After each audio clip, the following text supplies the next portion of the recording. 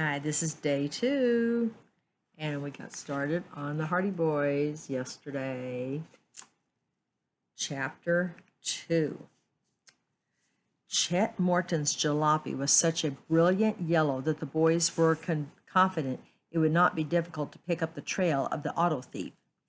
"The Queen's pretty well known around Bayport," Frank remarked. "We should meet someone who saw it." "Seems strange to me," said Joe, "that a thief would take a car like that. Auto thieves usually take cars of a standard make and color. They're easier to get rid of." "It's possible," Frank suggested, "that the thief didn't steal the car to sell it. Maybe for some reason he was making a fast getaway and he'll abandon it."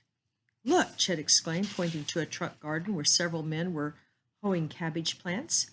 "Maybe they saw the Queen." "I'll ask them," Frank offered, and brought his motorcycle to a stop. He scrambled over the fence and jumped across the rows of small plants until he reached the first farmhand.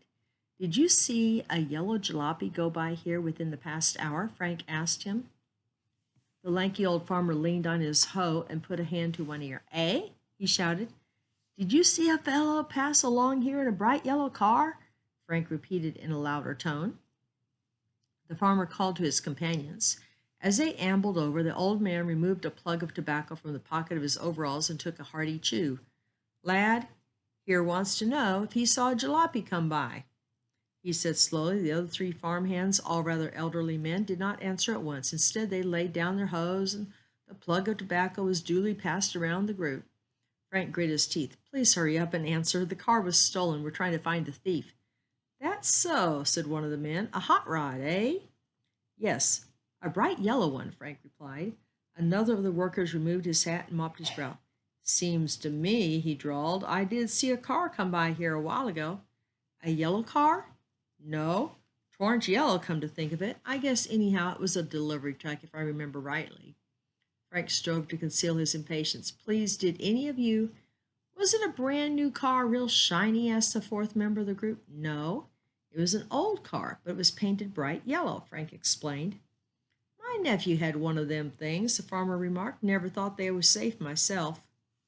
"I don't agree with you," still another man spoke up. "All boys like cars, and you might as well let them have one they can work on themselves." "You're all wrong," the deaf man interrupted. "Let the boys work on the farm truck. That way they won't get into mischief." He gave a cackling sort of laugh. "Well, son, I guess we ain't been much help to you. Hope you can find the critter that stole your hot rod." "Thanks," said Frank, and joined the other boys. "No luck. Let's go." As they approached Bayport, the trio saw a girl walking along the road ahead of them. When the cyclist drew near, Frank's face lighted up, for he had recognized Callie Shaw, who was in his class at Bayport High. Frank often dated Callie and liked her better than any girl he knew. The boys brought their motorcycles to a stop beside pretty brown-eyed Callie. Under one arm, she was carrying a slightly battered package. She looked vexed. "Hi, Callie, what's the matter?" Frank asked. "You look as if your last friend had gone off in a moon rocket." Callie gave a mischievous smile. "How could I think that with you 3 friends showing up? Or are you about to take off?" Then her smile faded and she held out the damaged package.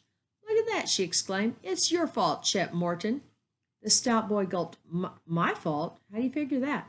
"Well, dear old Mrs. Wills down the road is ill, so I baked her a cake."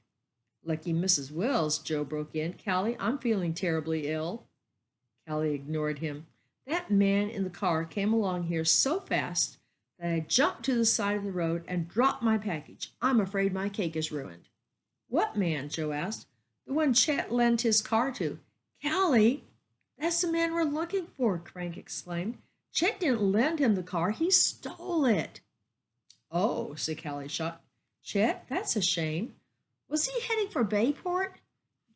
Joe asked. "Yes, and at the speed he was making the poor Queen travel, you'll never catch him." Chet groaned. "I just remembered that the gas gauge wasn't working. I guess the car had more gas in it than I thought. No telling where that guy may take my Queen." "We'd better go to police headquarters," Frank suggested. "Callie, will you describe this man?" "All I saw," she answered, "was a blur, but the man did have red hair."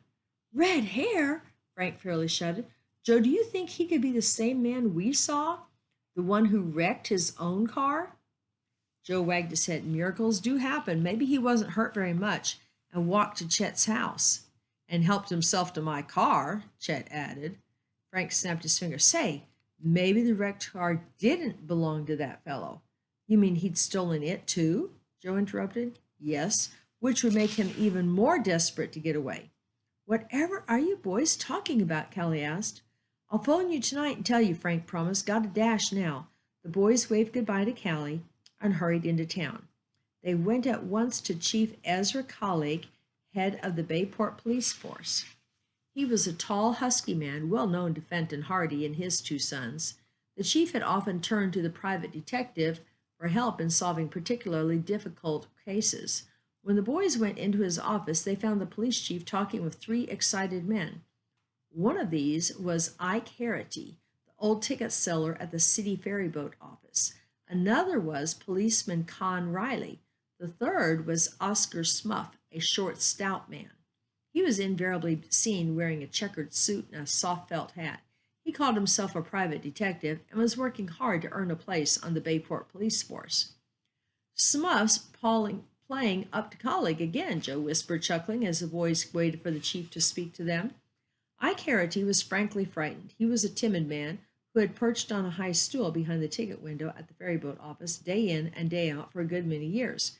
I was just counting up the morning receipts, he was saying in a high-pitched, excited voice, when in comes this fellow and sticks a revolver in front of my nose. Just a minute, interrupted Chief Colleague, turning to the newcomers. What can I do for you boys? I came to report a theft, Chet spoke up. My hot rod has been stolen. Why, it was one of those crazy hot rods this fellow drove.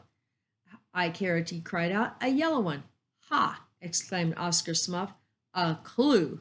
He immediately pulled a pencil and notebook from his pocket. My queen! Shouted Chet. Chief Colleague rapped on his desk for quietness. What's a queen got to do with all this? Chet explained. Then the chief related Harity's story from him. A man drove up to the ferryboat office and tried to hold up Mr. Harity, but a passenger came into the office and the fellow ran away. As the officer paused, Frank gave Chief Colleague a brief account of the wrecked blue sedan near the Morton farm. I'll send some men out there right away. The chief pressed a buzzer and quickly relayed his orders. It certainly looks, Joe commented, as if the man who stole Chet's car and the fellow who tried to hold up the ferryboat office are the same person. Did you notice the color of the man's hair? Frank asked Mr. Harity. Smuff interrupted. What's that got to do with it? It may have a great deal to do with it, Frank replied. What was the color of his hair, Mr. Harity? Dark brown and short cropped. Frank and Joe looked at each other perplexed. You're sure it wasn't red? Joe asked. Chief Colleague sat forward in his chair. What are you driving at, boys? Have you some information about this man? We were told, said Joe, that the guy who stole Chet's car had red hair. A friend of ours saw him. Then he must have turned the jalopy over to someone else, Chief Colleague concluded. At this moment, a short, nervous little man was ushered into the room. He was a passenger who had gone into the ferryboat office at the time of the attempted holdup. Chief Colleague had sent for him. The newcomer introduced himself as Henry J. Brown of New York. He told of entering the office and seeing a man run away from the ticket window with a revolver in his hand. What color was his hair? Frank asked eagerly. Did you notice? I can't say I did, the man replied. My eyes were focused on that gun. Say, wait a minute. He had red hair. You couldn't miss it. I noticed it after he jumped into the car. Oscar Smuff looked bewildered. You say he had red hair? The detective turned to Mr. Harity. And you say he had dark hair. Something wrong somewhere. He shook his head in puzzlement. The others were puzzled too. Frank asked Mr. Brown to tell once more just when he had noticed the red hair. After the fellow leaned down in the car and popped his head up again, the New Yorker replied. Frank and Joe exchanged glances. Was it possible the red hair was a wig and the thief had put it on just before Mr. Brown had noticed him? The boys kept still. They didn't want any interference from Smuff in tracking down this clue. Harity and Brown began to argue over the color of the thief's hair. Finally, Chief Colleague had to rap once more for order. I'll send out an alarm for both this hold-up man and for Chet's car. I guess that's all that can be done now. Undaunted by the failure to catch the thief, the Hardy boys left police headquarters with Chet Morton. They were determined to pursue the case. We'll talk with Dad tonight, Chet, Frank promised. Maybe he'll give us some leads. I sure hope so, fellows, their friend replied as they climbed onto the motorcycles. The same thought was running through Frank's and Joe's minds. Maybe this mystery would turn out to be their first case. End of chapter 2. The Bible story for today is The First Home. Adam and Eve were very happy in their garden home. God had given them good things to enjoy, and they knew nothing about evil and wrongdoing. God walked and talked with them in the cool evenings. In this garden, God planted a wonderful tree called the Tree of Life. Whoever ate the fruit of this tree would live forever. Another tree was called the Tree of Knowledge of Good and Evil. God said, "You may eat the fruit of every tree in the garden, except for the tree of the knowledge of good and evil. If you eat of this tree, you shall surely die." One day the serpent asked Eve, "Will God let you eat the fruit of every tree in this garden?" "We may eat of every tree except one," Eve answered. "God told us not to eat of the tree of knowledge of good and evil, lest we die." "You will not die," the serpent replied. "God knows that if you eat fruit from this tree, you will become as wise as God to know good and evil. That is why he has forbidden you to eat it." Eve looked at the fruit. If it would really make her wise like God, she wanted to taste it. Reaching out her hand, she picked the fruit, ate it, and gave some to Adam. He too ate the fruit. At once, Adam and Eve knew they had disobeyed God. Fear filled their hearts.